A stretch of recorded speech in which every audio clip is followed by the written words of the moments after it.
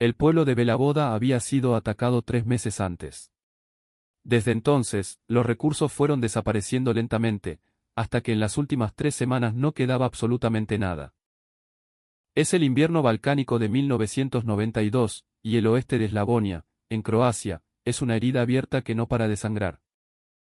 El batallón ejército argentino, los cascos azules de la UNPROFOR, entran en la aldea en fila suelta, sin la arrogancia de un conquistador, sin gritar órdenes, con el paso cansino de quien ha caminado demasiado sobre tierra congelada.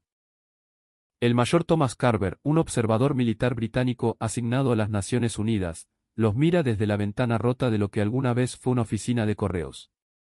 Su rostro es una máscara de cinismo tallada por el hielo y la indiferencia. Ha visto demasiados ejércitos europeos llegar a pueblos como este. Conoce perfectamente el ritual de saqueo y desprecio que siempre viene después. Danica tiene 8 años. Está sentada sobre un bloque de hormigón que la artillería yugoslava arrancó de su propia casa. Sus labios están secos, partidos por un frío de 15 grados bajo cero. Sus ojos, demasiado grandes para su cara, son dos pozos oscuros con el hambre de quien no come bien hace días o semanas. Uno de los soldados argentinos, un pibe joven, se detiene frente a ella. No dice nada.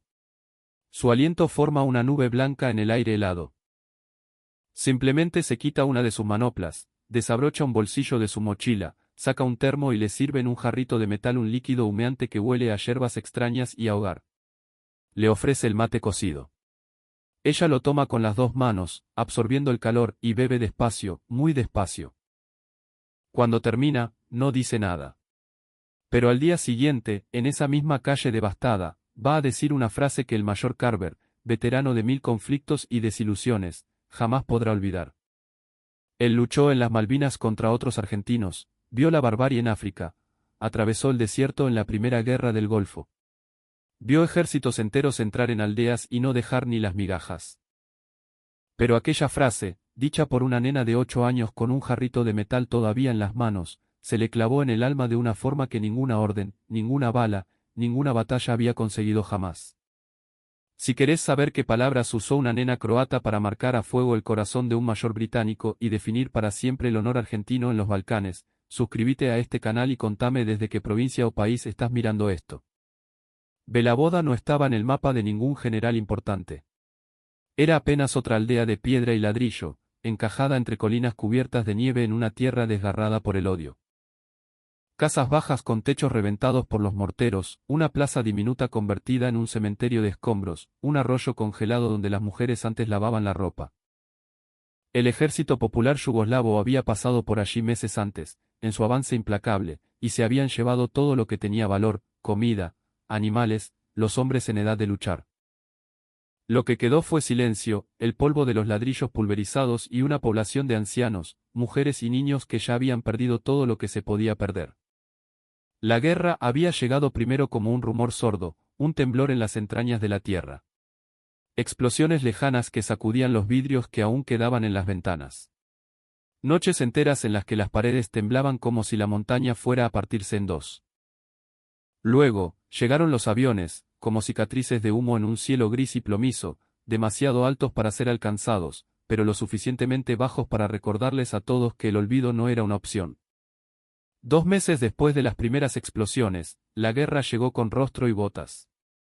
Los soldados del JNA entraron en la aldea una mañana helada de diciembre, en formación ordenada, sin apuro. No gritaron, no rompieron puertas. Simplemente caminaron por las calles como quien toma posesión de algo que ya considera suyo. Fueron directo a las despensas, a los graneros, a los establos.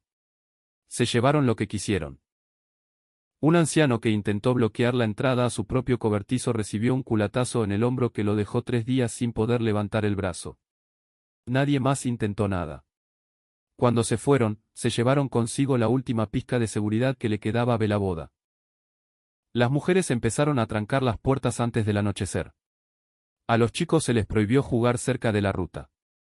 Los viejos que se sentaban en la plaza desaparecieron dentro de sus casas. El pueblo no había sido aniquilado, pero había sido vaciado por dentro, como una fruta que se pudre sin mostrar nada por fuera. Entonces, el ruido volvió. Diferente esta vez. Venía del sur, más constante, más pesado. El frente de guerra se estaba moviendo, y Belaboda estaba en el camino. Semanas después, los primeros vehículos blancos de la ONU aparecieron en la ruta de tierra que cortaba la aldea. Los habitantes cerraron las ventanas. No era cobardía, era memoria. Soldado que llega, quita. No importaba la bandera, no importaba el idioma. Así les había enseñado el mundo que funcionaban las cosas. Carver había llegado 3 días antes que el contingente argentino. Comandaba un pequeño equipo de observadores de la ONU, encargado de coordinar el avance entre las distintas unidades del sector. Conocía bien la región. Había dormido en aldeas peores, comido en condiciones peores y enterrado hombres en lugares peores. Belaboda era solo otra parada en el mapa del desastre. No tenía la menor intención de echar raíces. Fue en la mañana de un jueves que los soldados argentinos aparecieron por primera vez. Venían por la ruta del sur. En columna doble, sus uniformes de combate manchados por el barro congelado de semanas de marcha. Eran casi 900 hombres del batallón ejército argentino, desplegados en una de las zonas más calientes de la guerra. Carver los observó desde la ventana. Había algo diferente en su forma de caminar. No tenían la rigidez mecánica y casi robótica de los ejércitos de la OTAN a los que estaba acostumbrado, pero tampoco era desorden. Era un ritmo propio, un compás difícil de nombrar. La primera señal de que aquello sería distinto llegó en la misma entrada del pueblo. Uno de los soldados, un cabo bajo de bigote oscuro, se detuvo junto a una anciana que intentaba cargar un atado de leña más grande que ella. Sin que nadie se lo pidiera, sin decir una palabra, le pasó su fusil FAL al compañero de al lado y tomó el atado. Lo cargó hasta la puerta de la casa de la mujer. Volvió a la fila, se colgó el fusil y siguió caminando. La anciana se quedó parada, mirándolo, sin saber qué hacer con ese gesto. Carver lo anotó mentalmente, no dijo nada. Era solo un detalle. Los argentinos se instalaron en el lado oeste de la aldea, en un conjunto de casas abandonadas que todavía tenían techo. Montaron su campamento sin hacer ruido, dividieron los espacios con cuidado, no invadieron ninguna propiedad ocupada. Por la tarde, un pequeño grupo salió por las calles con raciones de combate extra. No para vender, no para negociar, simplemente las distribuyeron. Pan duro, latas de guiso, un par de alfajores de maicena que un nene recibió con los ojos desorbitados, como si le hubieran entregado oro. Carver cruzó la plaza ese atardecer y pasó cerca de 2 soldados que estaban reparando el techo de una casa que no era la suya. Uno de los habitantes intentó rechazar la ayuda, gesticuló, señaló la calle, queriendo que se fueran. El soldado más viejo, un sargento con cara de bueno al que después escucharía que llamaban Toro, sonrió, le dijo algo en un castellano que el croata no entendió y siguió clavando una teja. 10 minutos después, el dueño de casa estaba sosteniendo la escalera. Fue ese mismo día que Carver vio a Danica por primera vez. Estaba sentada en su bloque de hormigón, con las rodillas contra el pecho, observando a los argentinos con esa atención silenciosa que tienen algunos chicos. La atención de quien ya aprendió que el mundo de los adultos es peligroso y necesita ser estudiado de lejos antes de ser tocado. Carver no sabía nada de ella. Todavía no sabía que su padre había muerto meses atrás, víctima de un francotirador serbio. No sabía que su madre apenas salía de la casa desde entonces, prisionera de su propio dolor. La noche cayó rápido sobre Belaboda, una cortina de oscuridad y frío. Las fogatas de los argentinos eran discretas, pequeñas, bajas, suficientes para calentarse sin llamar la atención del enemigo, que acechaba del otro lado de la colina.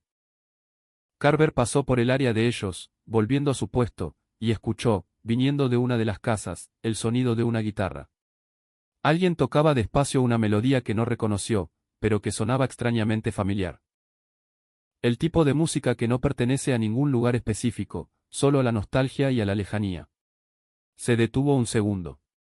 Siguió caminando. A la mañana siguiente, cuando Carver salió a hacer su ronda, encontró a 3 niños de la aldea sentados afuera del campamento argentino, mirando hacia adentro con una curiosidad que había vencido al miedo. Un soldado los vio, desapareció 2 minutos y volvió con un puñado de galletas de agua de su propia ración. Los chicos aceptaron. Uno de ellos sonrió. Era la primera sonrisa que Carver veía en Belaboda desde que había llegado. Registró aquello en algún lugar profundo de su memoria, sin ponerle nombre todavía. Algo estaba pasando allí que se escapaba del manual, que rompía el patrón de todo lo que él conocía sobre la guerra y sobre los hombres en la guerra. Pero Carver era un hombre práctico. Necesitaba más que gestos para cambiar una opinión forjada en años de conflicto. Lo que todavía no sabía era que, ese mismo día, en una calle de la aldea, una nena de 8 años iba a hacerlo por él, con una frase que cabía en una sola respiración. En la mañana del segundo día, Carver hizo su ronda temprano, como siempre. Pasó por el lado este, donde dormían los argentinos, y encontró a 2 de ellos ya despiertos, reparando un par de borceguíes a la luz débil del amanecer. Ninguno levantó la cabeza cuando pasó. No era falta de respeto, era concentración. Esos hombres trataban cada pequeña cosa con el mismo cuidado que trataban las grandes. Danica apareció antes del mediodía.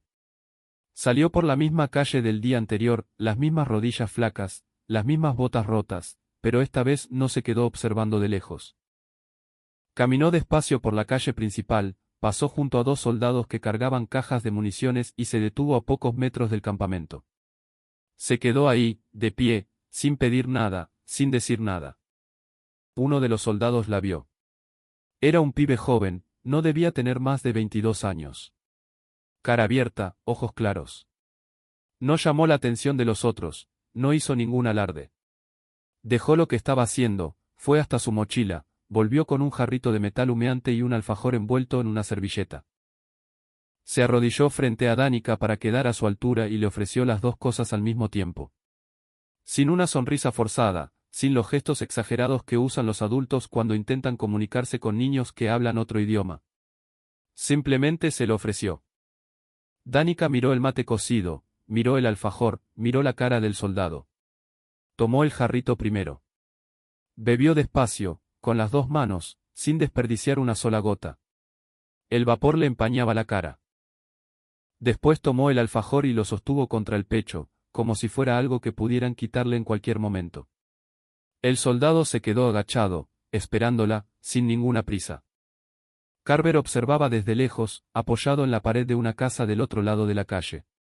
Se había detenido sin darse cuenta. Había algo en esa escena que no lo dejaba seguir caminando. No era espectacular, no era heroico. Era demasiado simple. Y era exactamente esa simpleza lo que lo incomodaba de una forma que todavía no sabía nombrar. Danica terminó de beber. Bajó el jarrito despacio y entonces hizo algo que Carver no esperaba. Giró el cuerpo, miró a los otros soldados argentinos repartidos por la calle y los señaló con el dedo. No era un gesto de acusación. Era el gesto de quien está explicando algo importante a alguien que necesita entender. Y dijo la frase en croata, en voz baja, pero lo suficientemente clara para que la escucharan los que estaban cerca. El soldado joven arrodillado frente a ella entendió el tono, la intención, aunque no entendiera las palabras. Carver lo vio en sus ojos. El hombre no respondió, solo asintió una vez. Se levantó despacio y volvió a lo que estaba haciendo, como si aquello fuera la cosa más natural del mundo. Pero Carver había escuchado. Y Carver, por su trabajo, entendía croata. Se quedó parado en la misma posición durante varios segundos. La calle seguía igual, los soldados trabajando, los niños mirando, el viento helado bajando de la colina. Nada había cambiado visiblemente. Pero algo dentro de él se había desplazado, como una piedra que rueda despacio antes de caer. Obi boiniciene usimahu, onidahu. Esos soldados no quitan, ellos dan. Una nena de 8 años, descalza, sosteniendo un alfajor contra el pecho, había resumido en 5 palabras lo que Carver no había conseguido nombrar en 2 días de observación. No era entrenamiento, no era protocolo, era otra cosa. Algo que él había visto desaparecer poco a poco en cada ejército que había acompañado desde que empezó su carrera. La humanidad. La tarde pasó despacio. Carver completó su ronda, entregó su informe por radio, cenó solo su ración fría, como de costumbre. Pero la frase no se fue. Se quedó ahí, girando en el fondo de su cabeza, rozando memorias que él prefería no tocar. La aldea en el Kurdistán, donde los soldados de una potencia europea habían requisado todas las reservas de comida, sin dejar nada para los locales. El pueblo africano, donde un soldado había roto la puerta de una casa solo porque podía. Los rostros que había aprendido a no mirar por demasiado tiempo. A la mañana siguiente, algo cambió en la forma en que Carver caminaba por la aldea. Sutil, nadie lo habría notado. Pero empezó a saludar a los habitantes con un gesto de cabeza cuando se cruzaba con ellos. Empezó a rodear las propiedades privadas en vez de cortar camino a través de ellas. Pequeñas cosas. El tipo de cosas que una nena croata le había enseñado sin saber que lo estaba haciendo. 2 días después, una situación lo cambió todo de nuevo, esta vez para toda la aldea. Un soldado serbio herido fue encontrado escondido en el sótano de una casa abandonada en el límite de Bela Voda. Llevaba al menos 4 días allí con una bala en el hombro, sin comida, sin agua, delirando de fiebre. El habitante que lo encontró corrió a avisar a la ONU y en minutos la calle estaba llena de uniformes. Cascos azules franceses y argentinos, lado a lado, mirando al mismo hombre caído en el suelo frío de un sótano. Los franceses, apegados al protocolo, querían trasladarlo inmediatamente para interrogarlo. Los argentinos querían tratar la herida primero. Carver se encontró en medio de los dos bandos, escuchando los dos argumentos, mirando al serbio en el suelo. El hombre tendría unos 30 años, los ojos abiertos, la respiración corta, el uniforme rasgado y manchado. Ya no era una amenaza, era solo un hombre con una bala en el hombro y una fiebre demasiado alta para mantenerse en pie. Fue el sargento Toro, el mismo del techo, quien se agachó primero. Sin pedir autorización, sin discutir más. Abrió su botiquín de combate, examinó la herida, y empezó a trabajar. Los franceses protestaron. Toro no respondió, siguió trabajando. Carver no dijo nada para detenerlo. Y mientras veía a Toro cuidar a ese enemigo caído en el suelo como si fuera uno de los suyos, la frase de Danica volvió clara, sin ser llamada. Esos soldados no quitan, ellos dan. Esta vez, Carver no necesitó segundos para procesarlo. Lo entendió en el acto. Y lo que aún no sabía era que esa decisión de Toro, tratar al serbio antes de interrogarlo, iba a cambiar la relación entre los argentinos y la aldea de una forma que ninguna ración repartida, ningún techo reparado había conseguido. La noticia del serbio tratado corrió por el pueblo antes del anochecer. No fue anunciada, no fue comentada en voz alta. Esas cosas nunca lo eran en Bela Voda. Pero la gente lo supo. La mujer que lavaba ropa en el arroyo lo supo. El viejo que se sentaba en la plaza lo supo. La madre de Danica, que llevaba semanas sin salir de casa, lo supo. Y algo cambió.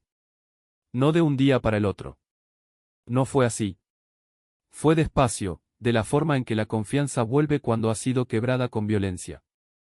Primero una ventana que se quedó abierta cuando los soldados argentinos pasaban.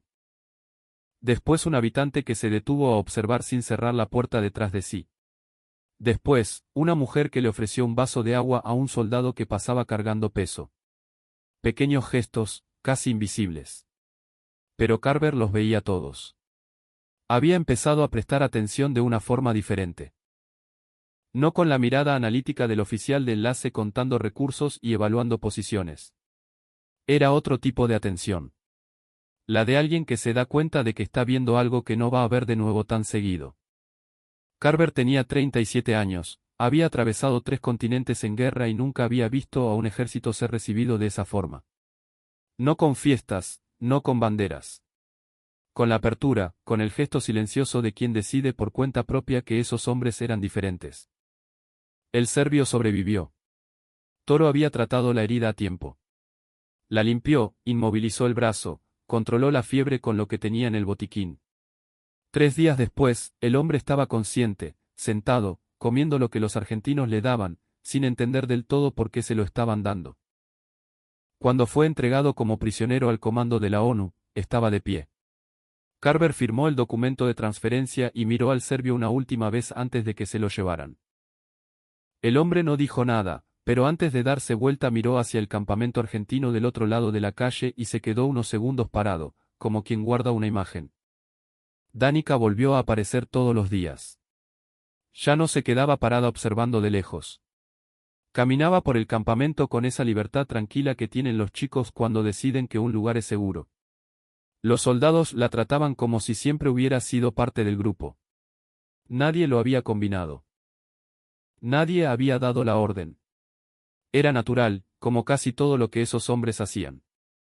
Fue una tarde que la madre de Danica salió de casa por primera vez en semanas. Apareció en la puerta, miró a su hija sentada en medio de los soldados, miró a los hombres alrededor, se quedó parada por un largo momento. Uno de los soldados la vio, se levantó, caminó hasta ella y le ofreció una ración de combate sin decir nada. La mujer aceptó, volvió adentro. Pero a la mañana siguiente, la puerta se quedó abierta. Carver anotó aquello en el cuaderno que llevaba en el bolsillo de su abrigo. No era un informe oficial, era un pequeño cuaderno de tapa negra, donde registraba cosas que no cabían en los formularios militares. Había páginas sobre Irak, sobre Somalia, sobre ciudades que había atravesado sin dejar marca y que no habían dejado marca en él. Belaboda estaba ocupando más páginas que cualquier otro lugar. La semana pasó, el frente de guerra se desplazó hacia el norte y con él, la necesidad de que los argentinos siguieran la marcha. La partida fue marcada para una mañana de jueves, el mismo día de la semana en que habían llegado, sin que nadie planeara esa coincidencia. El pueblo lo supo la víspera. Y en la mañana de la partida, algo que Carver no había visto en ningún lugar del mundo sucedió. Los habitantes salieron a la calle. No todos, pero más de los que esperaba. Ancianos, mujeres, niños. Se quedaron en las veredas, en los umbrales, en las ventanas abiertas, viendo cómo los soldados se organizaban para partir. No había fiesta, no había discursos. Era silencio. Pero el tipo de silencio que pesa, que dice algo sin necesidad de palabras. Danica estaba al frente, de pie al borde de la vereda, mirando al soldado joven de ojos claros, el que le había dado el mate cocido y el alfajor. El hombre se detuvo frente a ella antes de formarse en la fila. Apoyó una rodilla en el suelo congelado, quedó a la altura de sus ojos y le dijo algo en castellano. Danica no entendió las palabras, pero le respondió en croata, despacio, como si quisiera asegurarse de que él la entendería, incluso sin saber el idioma. El soldado asintió, le revolvió el pelo, se levantó y se unió a la columna. Carver estaba parado del otro lado de la calle, observando. Había llegado a Belaboda sin planes de echar raíces, y se estaba yendo con algo que no sabía nombrar del todo, pero que ocupaba un espacio dentro de él, como pocas cosas lo habían hecho en 2 décadas de servicio. 40 años después, en una casa de campo en la campiña inglesa, un hombre viejo sentado en un sillón le contó esta historia a su nieto por primera vez. James Carver tenía 76 años, el pelo completamente blanco, las manos gruesas de quien trabajó la vida entera después de que la guerra terminara. El nieto tenía 12 años y le había preguntado, con la curiosidad de un chico, cuál había sido el día más extraño de toda su carrera militar. Carver se quedó en silencio un momento. Después le contó todo, la aldea, los cascos azules argentinos, el mate cocido, el serbio en el sótano. Y al final, repitió la frase de Danica en croata, despacio, de la misma forma en que la había guardado por 4 décadas, Obi Boinisiene Usimahu, Onidahu. El nieto preguntó qué significaba. Carver tradujo, esos soldados no quitan, ellos dan. Se quedó mirando el jardín por unos segundos. Y le dijo que había tardado años en entender la dimensión de aquello. Que una nena de 8 años, descalza en medio de una guerra, había visto en 2 días lo que él no había logrado ver en 20 años. Que los soldados argentinos no habían llegado a Belaboda para ganar algo, habían llegado para cuidar. Y que había una diferencia abismal. El nieto le preguntó si alguna vez había vuelto a Croacia. Carver dijo que no, pero que había pensado en Danica muchas veces a lo largo de su vida, en momentos de decisión, en momentos en que la elección fácil era la elección equivocada. Que la frase de ella había funcionado como una brújula silenciosa, apareciendo siempre que él necesitaba recordar lo que significaba tratar a alguien con dignidad.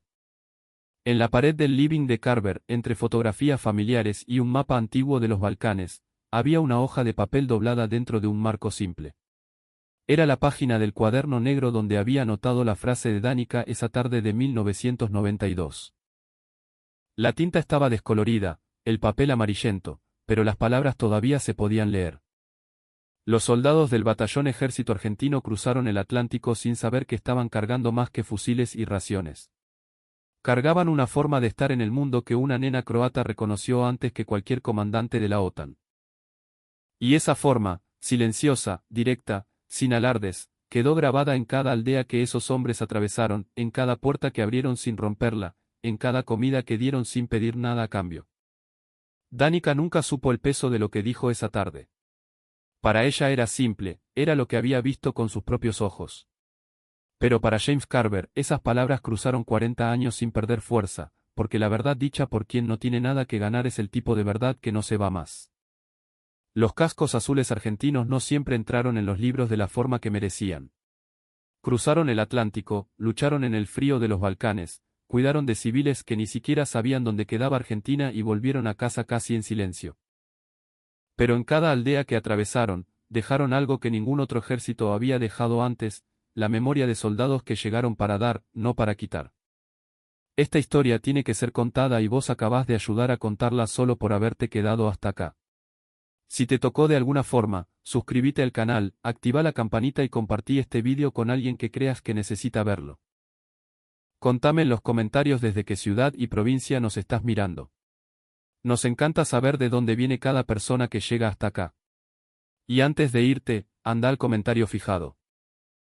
Ahí te dejé un link a nuestro contenido escrito con muchas más historias como esta, de las que la mayoría de la gente nunca escuchó hablar.